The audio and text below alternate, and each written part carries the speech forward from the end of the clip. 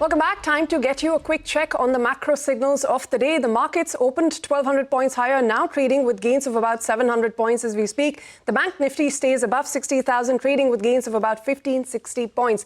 That's the markets for you after that historic trade deal was announced. But apart from the markets, the biggest impact that we've seen is also on the rupee. That is appreciated by 1.25 percentage points, now trading at 90.37 compared to yesterday's close of about 91.52 to the dollar. So a lot of, move on the rupee if you compare it with some of the Asian peers. Yes, year to date, or rather, from the time that the tariffs were announced in April last year, it is the worst performing Asian currency. It lost 2% this year. But then again, today alone, we made that gain of more than 1%. And going ahead, if you look at the ranges that various, people have on the street, anywhere from 88 to 89, which BNP Paribas has, one of the lowest in the street, 88, 89 to the dollar.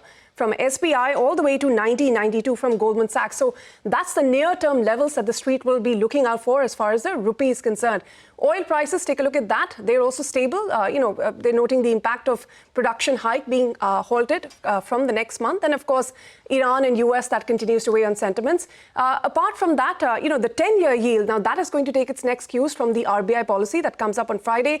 Currently, slightly lower. You have the 10-year at about 6.725. That's where we're at. All right. So those are the macro signals. Let's get you a CNBC.